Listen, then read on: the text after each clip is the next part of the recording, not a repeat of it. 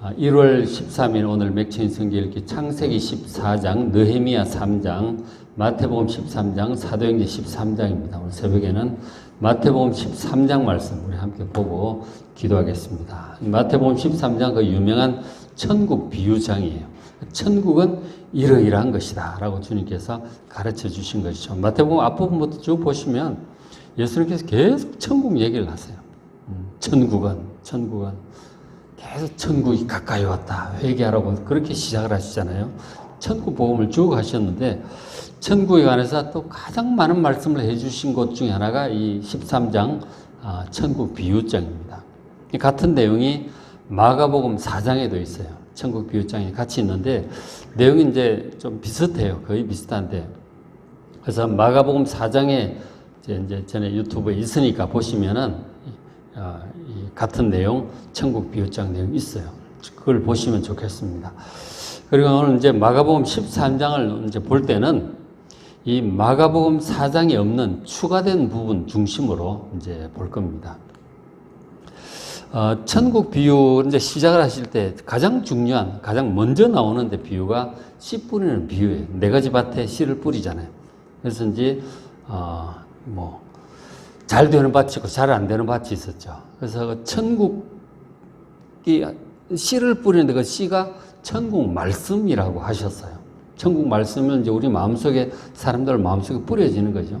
잘 못 자라는 그런 것들 길가밭처럼 관심 없는 그런 사람들 흙이 얇은 돌밭이나 가시덤불처럼 잘 못 자라는 자라다 마는 그런 것도 있고 그런가 하면 인내로 결실해서 잘 자라서 30배, 60배, 100배의 결실을 맺기도 하는 그런 사람들이 있는 거죠.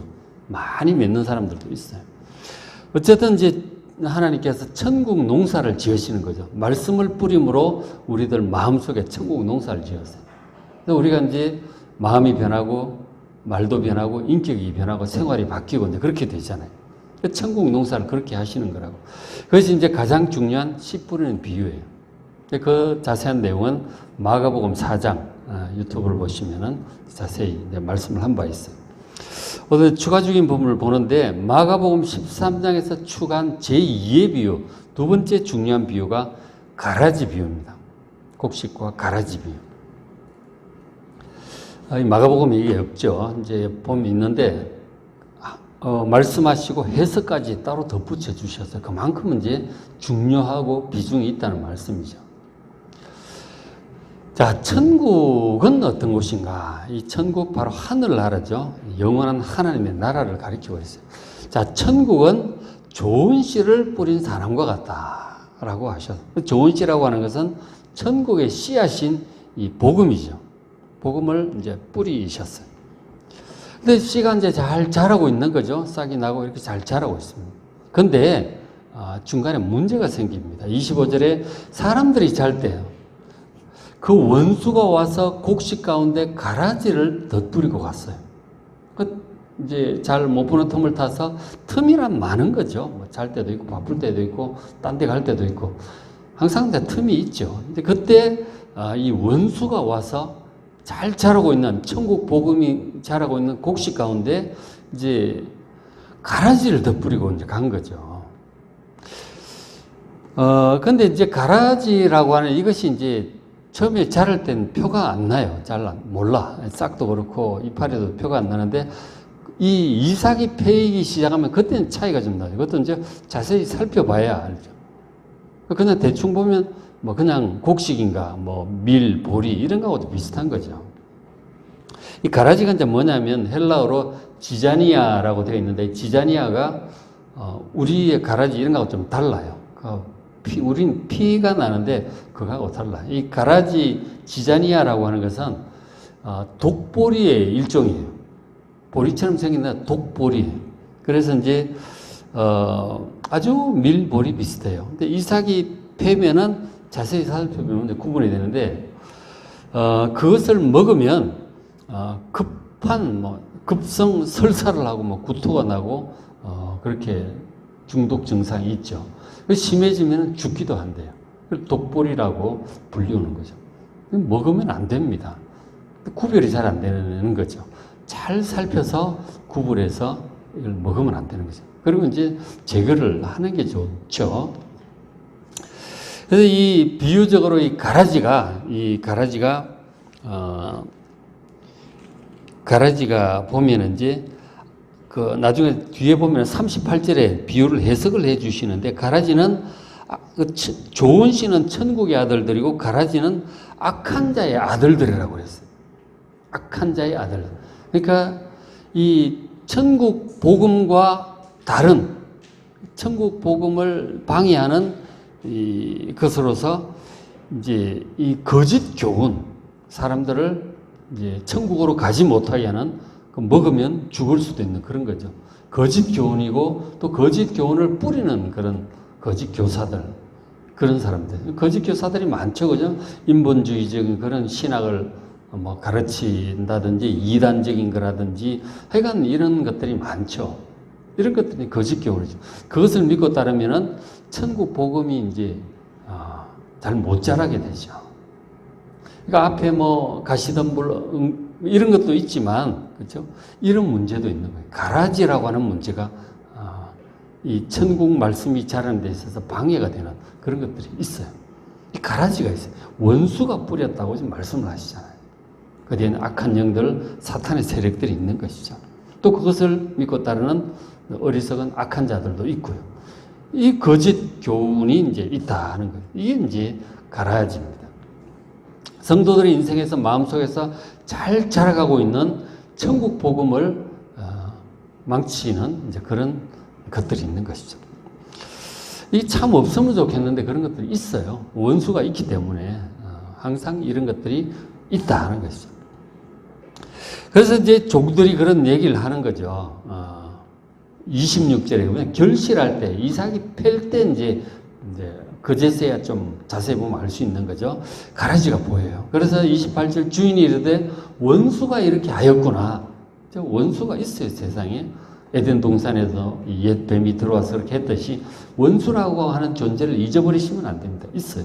늘 주의해야 되는 것이죠. 그래서 그것을 보고 이제 뭔가 조치를 해야 되지 않겠어요? 28절에 종들이 주인에게 얘기를 합니다. 이것을 뽑기를 원하시나이까? 가서 뽑아버릴까요? 그렇죠. 그렇잖아요. 거슬리잖아요. 안 좋잖아요. 뽑았으면 좋겠죠. 종들이 뽑을까요? 하고 물어보니까 주인의 반응이 의외죠. 29절에 주인이 이르되 가만두라. 아니, 뽑아야 될 텐데 가만두래. 근데 그 이유가 가라지를 뽑다가 곡식까지 뽑을까 염려가 된다 하는 거죠. 이게 이제 맞는 말씀인데 무슨 뜻이냐면, 이 가라지는 뿌리가 곡식보다 더 깊고 더 넓게 퍼져 있어요. 그러면 가라지를 뽑으면은 뿌리가 이제 곡식들 그 위에 있는 거예요. 같이 뽑히는 거라고요. 한 톨이라도 이 알곡이 뽑히기를 원치 않는 것이죠. 그러니까 물론 양분은 좀 뺏기겠지만, 그러나 뭐 양분이야 같이 먹으면 되고, 뽑다가 알곡이 뽑히면 절대로 안 된다 하는 거죠. 돌아 하는 거죠. 이런 것들이 참 우리 눈에 보기 좋지 않은 악한 것들이 있어요. 우리 성품 속에도 있고 사람들 속에도 있고, 사람들 보지만 우리가 다 마음에 들지는 않잖아요. 이건 좋은데 저런 면이 안 좋은 거예요. 저거 좀 고쳤으면 좋겠는데 잘 안 되는 게 있죠. 또 우리도 보면은 잘 안 되는 게 있는 거예요. 말해도 안 고쳐지고 결심을 해도 못 고치는 부분들이 우리 속에 있는 거죠. 그럼에도 불구하고 주님께서 다 자라게 두세요. 그 가운데 우리는 그 안 좋은 그 가라지가 눈에 거슬려서 뽑아버렸으면 좋겠는데, 주님께서는 자라고 있는 알곡에 주목하고 계시는 거죠. 좋은 것에 주목하신다는 거죠. 굉장히 이제 긍정적인 그런 마음이 있으신 거죠. 꺼져가는 심지도 끄지 않고, 연기 나는 그것도 끄지 않고, 상한 갈 때도 꺾지 않고, 어떻게 하든지 고쳐서 쓰시는 거예요. 좋은 거를 여러분 보실 줄을 아셔야 돼요. 안 좋은 거 너무 보지 마시고, 세상에 안 좋은 거를 완전히 없앨 수는 없어요. 그건 있는 거예요. 두시고, 좋은 거를 보세요. 사람들 속에도 그렇고, 내 속에도 그렇고, 상황 속에도 그렇습니다. 좋은 거를 보셔야 돼요. 안 좋은 거 보고 너무 애통해 하시고, 없애려고 그러지 마시고, 그러나 좋은 것까지 이제 다 망치는 수가 있으니까, 내 속이든, 사람들 속이든, 남편이든 아내든 애들이든 뭐 부모든 누구든 그래요. 좋은 거를 보시고 긍정적으로 좀 받아들일 줄 아시길 바랍니다. 그 주인이 그러는 거죠. 가라지를 이거 안 좋은 거 뽑으려다가 좋은 것까지 다 뽑힌다 하는 거죠. 그런 게 있어요. 종교개혁 시대 때 이제 뭐 그런 말이 있는데 종교개혁을 하고 모든 개혁이 다 그래요. 안 좋은 걸 다 없애려고 하는 게 개혁이잖아요. 그런 걸 시도하다가 좋은 것까지 함께 뽑히는 수가 있어요. 그러니까 그런 말이죠. 애가 들어오니까 씻기죠. 애를 씻는데 애를 씻고 이 더러운 물을 버려야 되잖아요. 그죠? 그러니까 애까지 같이 버리는 수가 있다는 거죠. 애를 씻긴 것까지는 좋았는데 그 개혁이잖아요. 애까지 같이 버리는 수가 있다는 거죠. 그렇게 되지 않도록. 가라지를 뽑다가 곡식까지 뽑지 않도록 정말 좀 신중할 필요가 있다는 거죠. 어쨌든 그렇습니다. 그 주인의 얘기가 30절에 둘 다 추수 때까지 함께 자라게 둬라 하는 거죠. 추수할 때까지 둬라.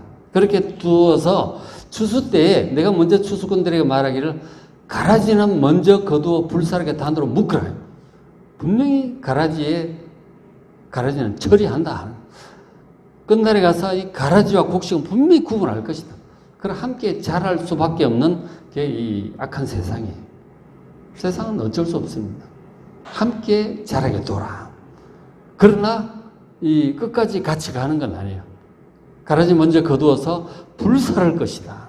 그러나 곡식은 다 모아서 이 주인의 곳간에 집어넣을 것이라고 그렇게 하셨습니다. 여기서 이제 가라지와 알곡이 뭔지, 그리고 추수 때란 무엇이고, 불사르는 것과 곳간에 들어간다는 것이 무엇일까? 주님께서 분명히 해석을 해 주십니다. 뒤에. 그건 뭐, 그렇게 해놓고 나면 의문의 여지가 있죠. 해석의 여지가 많아요. 분명히 주님께서 해석을 해 주셨어요. 해석을 잘 보고, 이 해석을 안 보고 자기 멋대로 해석하는 사람들이 많아요. 자, 39절 추수 때가 뭐냐? 세상 끝날이다. 세상 끝날이에요. 그죠? 그것은 이제 우리 죽음의 날일 수도 있고, 전체적인 주님의 재림으로 임한 최후의 심판의 종말일 수 있습니다. 둘 다 포함을 하고 있어요. 끝이에요. 특히 이제 세상 끝이라고 했으니 종말을 가리키고 있죠. 그러나 이제 1차적으로 우리 개인의 죽음은 자기에게 세상 끝이잖아요. 근데 그것까지 이제 포함을 하고 있죠. 자, 41절 인자가 그 천사들을 보낼 것이다. 주님께서 천사들을 보내셔서 그것은 이제 이걸 구분을 하는데, 자, 그들이 모든 넘어지게 하는 것, 사람들에게 넘어지게 하는 이 거짓된 교훈과 그것을 뿌리는 자들이죠. 그런 자들, 또 불법을 행하는 자들, 그 거짓 교훈을 따라서 하나님 법에 합당치 않게 그렇게 살아가고 행하는 자들이죠. 이제 가라지에 해당하는 사람들이죠. 이들을 전부 거두어낼 것이다 해서 풀무불에 던져 넣을 거다. 거기서 울며 이를 갈게 될 것이다. 분명히 지옥불을 말씀하고 있는 거죠. 지옥불에 들어가요. 이 가라지와 그것을 따르는 자들이 함께. 거기서 울며 이를 갈게 될 거예요. 그리고 반대로 이 알곡 곡식에 해당하는 사람들, 43절, 그때에 최후의 심판의 때에 의인들은, 이 알곡들은 자기 아버지 나라, 하나님의 나라죠. 영원한 하나님 나라. 지금 천국 비유를 쭉 얘기를 하셨는데, 천국 비유가 아버지 하나님의 나라고, 이게 영원한 하나님의 나라죠. 새하늘과 새 땅이에요. 영원한 아버지 나라에서 해와 같이 빛나게 될 것이다. 해처럼 영원토록 영광스럽게, 이 빛이라고 하는 게 영광이죠. 영광스럽게 살게 될 것. 영광스럽게 영원토록 아버지 나라에서 살게 될 것이다. 귀 있는 자는 들으라. 분명하게 말씀을 하시는 거죠. 천국 비유, 천국이 우리가 천국 가면 참 좋을 것이다, 이런 좋은 것만 생각하는데, 천국 속에, 천국이라고 하는 그 개념 속에 최후의 심판과 지옥이 함께 존재하는 거예요. 다 천국 가는 게 아니라고 명백히 이렇게 말씀을 하고 계시는 거예요. 천국 비유를 사람들은, 저도 신학을 하고 이랬지만 보면 천국이 하나님의 나라잖아요. 천국은 하늘나라, 하나님의 나라예요. 근데 그런 걸 어떻게 이제 해석을 하느냐면, 하나님의 선한 뜻이 이루어지는 세상, 그렇게 이제 봅니다. 하나님의 선한 뜻, 서로 사랑하고, 의롭게, 또 섬기고, 사랑의 공동체, 뭐 이런 얘기를 하죠. 평화로운 세상, 전쟁 없는 세상, 정의가 실현되는 세상. 이런 걸 얘기해요. 이게 하나님 나라가 이루어져 가는 것이다. 분명히 그렇습니다. 근데 그게 다가 아니에요. 분명히 천국은 이렇게 세상의 종말과 최후의 심판과 지옥불과 영원한 하나님 나라로 갈라지는 거예요. 이게 천국의 최종적인 모습이에요. 이걸 얘기를 안 하는 거죠. 이 땅의 정의와 평화와 사랑의 공동체와 이런 것이 실현되는 것만 얘기를 하는 거죠. 이 종말론적인 심판과 영원한 지옥과 천국을 얘기를 안 해요. 분명히 잘못된 거예요. 그 자유주의 신학의 영향이고 거기서 머무르는 수가 많아요. 천국, 지옥을 얘기를 안 한다니까요. 주님께서 분명히 이 천국을 얘기하실 때 이 마지막 심판과 천국과 지옥을 얘기하시는 거예요. 이것에 여러분 정말 주목하셔야 됩니다. 이것을 놓치면은 아주 이상하게 되는 거예요. 그게 이제 자유주의적인 신학의 영향으로 거기에 머물러 버리는 수가 많은 것이죠. 천국 비유에 이것을 분명히 얘기를 하죠. 그리고 이제 이런 것과 함께 또 주님께서 분명히 하시기 위해서 최후의 심판과 지옥의 내용에 대해서 다시 한번 얘기를 하세요. 47절에 보면 또 천국은 마치 바다에 치고 각종 물고기를 모는 그물과 같다 하는 거죠. 그렇죠. 그죠? 쫙 그물 쳐가지고 물고기를 모잖아요. 어제 TV 잠깐 보니까 인도네시아 쪽에서 이제 그 그물 쳐가지고 물고기 잡는 걸 한번 본 적이 있거든요. 그렇게 하잖아요. 두 배가 함께 가지고 크게 한 반경이 2km 정도 그물을 치더라고. 학꽁치를 잡느라고 해가지고 쫙 해가지고 그물을 모아 올리는데 뭐 몇 마리 안 잡힐 때도 있고 많이 잡힐 때도 있더라고.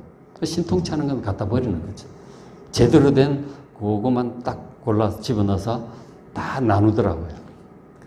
그렇게 하는 거예요. 그러니까 천국은 바다에 치고 각종 물고기를 모는 그물과 같은 것이다. 그래서 뭐죠? 48절 그물에 가득하면 물가를 이제 끌고 가죠. 끌고 가서 이제 그 그물에 걸린 물고기들을 분류를 하는 거죠. 좋은 것은 그래서 담아요. 근데 못된 것은 그냥 갖다 버리는 거예요. 보지도 않아요. 그 뭐 먹을 수 없는 거, 신통치 않은 거, 맛없는 거, 뭐 돈 안 되는 그런 거 있잖아요. 다 갖다 버리는 거죠. 좋은 것만 그래서 담는 거예요. 이 구분을 한다 하는 거죠. 천국은 최후의 심판을 얘기를 하는 거예요. 좋은 것과 못된 것을 분명히 구분을 해요. 그래서 바로 해석해 주시기를 49절에 세상 끝에도 이럴 것이다. 분명히 갈라진다. 천사들이 와서 의인 중에서 악인을 갈라내 가지고 풀무불에 던져 넣을 것이고 거기서 울며 이를 갈게 될 것이다. 저의 심판과 영원한 지옥의 심판을 얘기를 하는 거죠. 이 좋은 것만이 의인들만이 이제 이 천국에 들어간다. 그 얘기를 하시는 거죠. 사랑의 하나님께서 무슨 지옥을 그렇게 만드실까? 그런 건 없다. 라고 얘기를 하는 사람들이 많아요. 그렇지 않습니다. 천국 얘기를 할 땐 지옥 얘기를 반드시 하세요. 하나님께서. 주님께서. 이 지옥이 명백히 있음을 알고 그리고 천국에 반드시 들어야 되겠다는 그런 생각을 하는 것이 마땅하죠. 근데 뭐 지옥 그런 건 없다. 천국 뭐 최후의 심판 이런 거 빼버리고 이 땅에서 그냥 뭐 의로운 세상 뭐 정의로운 세상 그것만 얘기를 하면 이거는 아주 왜곡을 시키는 거죠. 그렇죠? 그래서 우리가 이제 이 천국을 생각할 때 항상 최후의 심판과 영원한 지옥불과 천국 곧 새하늘과 새 땅을 반드시 함께 마음에 생각을 해야 됩니다. 그걸 염두에 두고 살아가라고 지금 말씀을 하시는 것이죠. 그렇죠. 그래서 이런 것을 안다면 어떤 마음으로 살아야 되는가 이렇게 되는 거죠. 44절에 그렇게 얘기를 하셔서 천국은 마치 밭에 감추인 보화와 같은 것이다. 사람이 이를 발견하고 숨겨두고 기뻐하며 돌아가서 자기 소유를 전부 다 팔아가지고 그 밭을 사는 거예요. 옛날 이제 뭐 로마 시대 1세기 그 당시잖아요. 지금 말씀을 하시는 게. 그 당시는 이제 뭐 전쟁이 많던 시절이잖아요. 지금이야 뭐 재산을 은행이나 뭐 주식이나 뭐 이렇게 이제 금괴라든지 이렇게 보관을 하잖아요. 돈이 많은 사람들은. 그 옛날에는 이제 전쟁이 많고 이러던 시절이라 뭐 은행도 그렇게 확실하지도 않고 그래서 귀한 어떤 것들이 재산을 뭐 금이나 은이나 뭐 돈이나 이런 것들을 이렇게 이제 땅을 파서 이제 보관을 하곤 했어요. 부자들이. 그리고 뭐 전쟁 지나가고 나중에 이제 찾으러 오기도 하고 이제 그렇게 하기 위해서 하는데 근데 그래 파묻어 놨는데 전쟁터에 가서 다 죽은 거예요. 그러면 그 밭은 뭐 무주공산이죠. 주인 없는 밭에다가 그냥 묻혀 있는 거예요. 그러는 수가 종종 있었던 것이죠. 근데 이제 뭐 세월이 지나가서 뭐 한 세대, 두 세대, 50년, 100년 지나가서 나중에 누군가가 그 농사 소작을 하든지 뭐 하잖아요. 그거 하다가 그걸 발견한 거죠. 어마어마한 게 들어있는 거죠. 그거 어떡하겠어요? 그 귀한 걸 발견해서 어떡하겠어요? 어떻게 하든지 그 밭을 사야 되는 것이. 그 부분은 사야 되는 것이. 그거 뭐 볼 것도 없죠. 이를 발견하면 숨겨두고 기뻐하며 돌아가서 자기의 소유를 전부 다 팔아가지고 뭐 하여간 빌리고 뭐 전부 해가지고 그 밭을 무조건 사는 거죠. 그 밭 주인이 되면 그 속에 있는 건 전부 자기 거니까. 그 속에 얼마나 귀한 것이 들어있는지를 아는 사람은 저렇게 할 수밖에 없죠. 그리고 똑같은 비유로 45절에 두 번을 거푸 얘기를 하세요. 천국은 마치 좋은 진주를 구하는 장사와 같아요. 이 진주 장사죠. 근데 그 가치를 아는 사람은 모르는 사람은 모르겠지만 전문가는 아는 거죠. 어떤 진주를 봤는데 이거는 값을 매길 수가 없는 진주야. 너무너무 귀한. 이건 이제 아는 사람한테 뭐 부자나 뭐 이런 왕족이나 갖다 주면 굉장히 많은 돈을 받을 수 있다는 걸 아는 거죠. 그러니까 보통 사람은 잘 몰라. 그걸 보고 뭐 자기 소유를 전부 다 팔아서 사는 거예요. 그래 가면은 엄청난 돈을 받을 수 있기 때문에. 그런 거죠. 이 천국이라고 하는 게 이렇게 밭에 감추어진 거 보배갖고 값을 매길 수 없는 진주와 같은 거예요. 근데 사람들이 주님께서도 천국 얘기를 하지만 이 천국, 하늘나라, 하나님 나라, 새하늘과 새 땅 이거 좋은 줄 잘 몰라요. 교인들도 잘 모르는 것 같아요. 참 안타깝습니다. 이 땅에서 그저 좀 잘 살고 돈도 벌고 영광스럽게 높은 지위와 보람 있는 삶과 행복한 가정 이런 것만 자꾸 생각을 하더라고요. 천국이 얼마나 귀한지 잘 몰라. 관심이 별로 없는 것 같아요. 정말 안타까운 거예요. 예수님께서 평생 하신 얘기가 천국이고 하나님 나라인데 다 이 땅에 뭐 그것만 자꾸 얘기를 하니까 교회에서 보면 행복한 가정 성취, 비전, 영광, 이래가면 이 땅에 속한 것들만 자꾸 얘기를 하는 것 같아요. 관심사가 전부 글로 쏠려 있는 거죠. 여러분, 정말 이 영원한 천국, 최후의 심판과 들어갈 영원한 하나님 나라, 새하늘과 새 땅, 이것이 얼마나 귀한 줄 정말 아시기 바랍니다. 전부 인생을 다 팔아가지고 그걸 사야 되는 거예요. 이게 구원이고, 이게 영생이잖아요. 요한복음에서 영생이라고 하시고, 마태복음에서는 천국이라고 하시고, 누가복음, 마가복음 하나님 나라라고 그러시잖아요. 계시록은 새하늘과 새 땅이에요. 이것이 너무너무 귀한 것입니다. 이것보다 귀한 건 없어요. 전부 다 팔아가지고 이걸 사야 되는 거예요. 이게 바른 신앙생활이에요. 정말 우리가 뭘 바라보고 살아야 할지 주님 말씀에 정말 주목해야 돼요. 이 천국, 최후의 심판과 지옥불과 영원한 새하늘과 새 땅, 부활의 영광스러운 몸, 영원히 새하늘과 새 땅에서 자기에게 주어진 그 나라를 왕으로 다스리며 살아갈 이 천국에 더욱 주목하며 소망하며 살아가는 여러분 되시길 바랍니다. 그런 관점 위에서 우리가 신앙생활을 다시 봐야 돼요. 이게 안 되면은 이상하게 되는 거예요. 그렇죠? 이런 마음으로 살아야 되는 것이죠. 그래서 이제 이런 말씀을 하시고 주님께서 제자들에게 물어보시죠. 51절에 이 모든 것을 깨달았느냐? 그리고 제자들 그렇습니다. 깨달았습니다. 천국에 대해서 깨달았다고 얘기를 하는 거예요. 그러니까 예수님께서 뭐 100% 깨달은 건 아니겠죠. 근데 상당히 좀 깨달은 것 같아요. 52절에 예수께서 이르시되, 다시 마무리하시면 마지막 비유 하나 더 하시는 거예요. 그러므로 천국의 제자된 서기관마다 마치 새 것과 옛 것을 그 곳간에서 내오는 집주인과 같다. 이렇게 얘기를 하셔요. 천국의 제자된 서기관, 제자들을 지금 가리키고 있는 거죠. 근데 서기관이라고 하는 게 이제 뭐냐면, 원래 이제 서기관이라고 하는 단어가 이제 원조가 구약의 학사 에스라 있죠. 에스라 학사라는 그 말이 서기관이에요. 그죠? 제사장 겸 학사 에스라 이렇게 학사가 서기관. 그 서기관의 원조가 이제 에스라죠. 굉장히 이제 중요한 인물이죠. 서기관이라는 이 말이 이제 구약의 말씀에 정통해서 사람들을 가르치는 그런 사람들이에요. 제사장이나 레위인들이 이제 그런 걸 많이 했죠. 근데 이 서기관이, 이 구약의 말씀에 정통한 이 서기관이 이제 천국 복음이라고 하는 새 것까지 받아들인 거죠. 새 것과 옛 것. 이 곳간이라고 하는 것, 자기 마음을 얘기하는 거예요.